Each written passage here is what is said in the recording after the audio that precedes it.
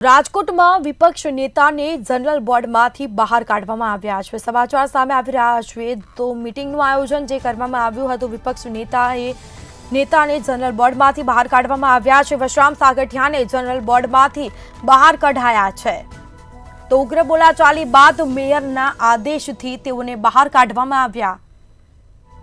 વશરામ સાગઠિયાએ મીડિયાને નિવેદન આપ્યું છે। તેઓના અનેક નિવેદનો પણ સામે આવ્યા છે। કોર્પોરેટરના સત્તાધીશો પાપ છુપાવવા અને બોર્ડથી દૂર રાખે છે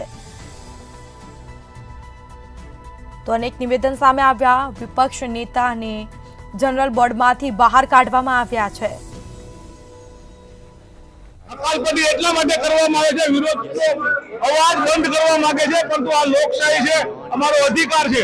એ અધિકારની રૂએ અમે કાયમ જાહેરાત કરતા રહીશું। ખોટું કરે છે તો કહેવાય એમને કૌભાંડ ન કરવા જોઈએ ને। લોકો મૃત્યુ મરી જાય છે, એના મૃત્યુ આ શા માટે છુપાવે છે?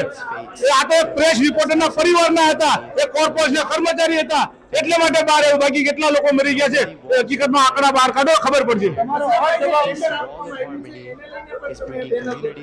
દેખાડજો, પરંતુ એ લોકો સાંભળવું નથી, એટલે માટે બહાર એક કાગળ કાઢવાની જગ્યા હિસાબે પેલા એ આતંકવાદી જેમ તપાસ કરતા છતાં પણ અમે જો કાગળ લઈ ગયા હોય તો એ અમારી જીત હતી, પરંતુ એ લોકોને બહાર ભાળી ગયા હતા, એટલા માટે પોતાના કૌભાંડ બહાર ન પાડે એટલા માટે બોર્ડમાંથી કાઢી મૂકવામાં આવ્યો।